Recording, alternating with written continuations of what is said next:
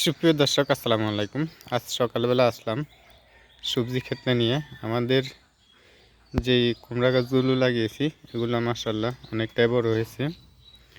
তো আজ সকাল সকাল আপনাদের সাথে ভিডিওটি নিয়ে হাজির হওয়ার উদ্দেশ্য হচ্ছে, আজ সাইমা ওর মা বাড়িতে নেই, ওরা বেড়াতে গেছে এক জায়গায়, সেজন্য তারা সাইমাকে দেখানো যাচ্ছে না।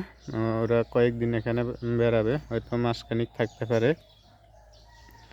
তো ইনশাল্লাহ আমি নিয়মিত আপনাদেরকে ভিডিও দিয়ে যাব। তো আসলে আমরা মধ্যবিত্ত ফ্যামিলি, তো সেজন্য কিন্তু অনেকটাই কিন্তু সব কিছু মানিয়ে চিনিয়ে চলতে হয়। তো বিশেষ করে যে আরেকটা মোবাইল কিনবো সেরকম সামর্থ্য কিন্তু এখন নেই, সেজন্য কিন্তু তাদের ভিডিওগুলো আপনাদের মধ্যে হাজির করতে পারতেছি না। তো যারা নতুন আসছেন অবশ্যই আমাদের চ্যানেলটা সাবস্ক্রাইব করবেন। তো এখন দেখাবো আমাদের বাড়ির মধ্যে আমাদের যে পুকুরটা রয়েছে, পুকুরটা কিন্তু ছোটোখাটো একটা পুকুর। দেখতেছেন মাছ কিন্তু প্রচুর পরিমাণে রয়েছে। এগুলো হচ্ছে পুঁটি মাছ। বন্যার সময় আমাদের পুকুরের সব কিছু মাছ কিন্তু চলে গেছে। এরপরে দেখতেছেন পুঁটি মাছের অবস্থা মনে হচ্ছে কয়েক মন হবে। তো পুকুরটা বেশ বড় না, ছোটোখাটো।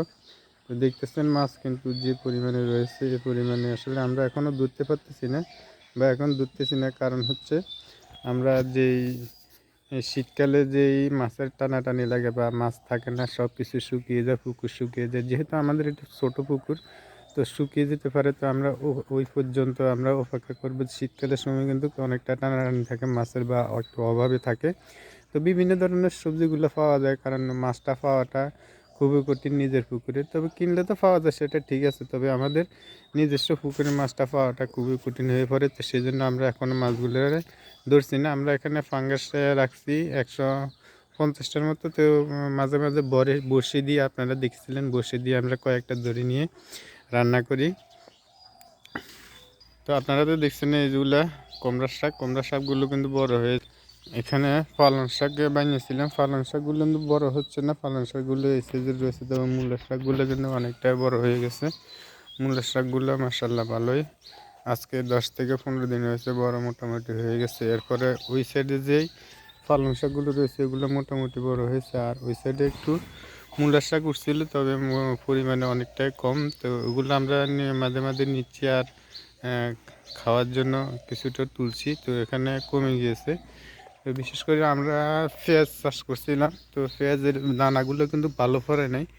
পেঁয়াজের দানাগুলো ভালো না পাওয়ার কারণে কিন্তু আমরা এখানেতে আবার উঠিয়ে ফেলছি। তবে এখন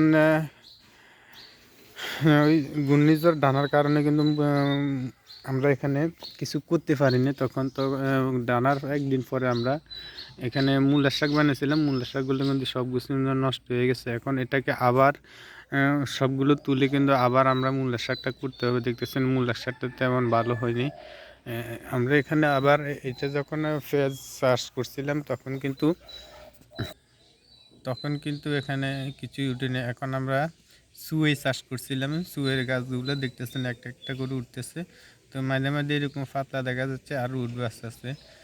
হ্যাঁ, আপনারা তো অনেকে জানেন এটা হচ্ছে আমাদের ফার্মটা আসলে আমরা ভেঙে ফেলছি। ফার্মে বিরাট আমাদের লস এসেছে। লসের কারণে কিন্তু আমরা ফার্মটা পরিচালনা করতে পারতেছি না, সব কিছু কিন্তু এখানে রেখে দিয়েছি। তো এখানে আমরা সবজি চাষ করব। আর আমাদের এখানে দেখতেছেন পাশে একটা এগুলারে আমাদের নোয়াখালীর ভাষা বেয়াল বলা হয়, আবার অনেক জায়গার মধ্যে ফাটি জাল বসানো আছে। তো ফাটি জাল না, এটা হচ্ছে বেয়াল। এটার মধ্যে কিন্তু মাছ কিছুটা কম উঠলেও কিন্তু খাওয়ার মতো চলার মানে প্রতিদিন খাওয়ার মতো কিছুটা হলেও উঠে। তো আমরা এখানে মাছ প্রতিদিনই কিছু না কিছু পাই, তো আমাদের ঠান্ডাটা মোটামুটি চলে যায়। তো এতক্ষণ আমাদের সাথে দেখার জন্য অসংখ্য ধন্যবাদ। পরবর্তী ভিডিও অন্য কিছু নিয়ে হাজির হবো। সবাইকে ধন্যবাদ, ভালো থাকবেন, আল্লাহ হাফেজ।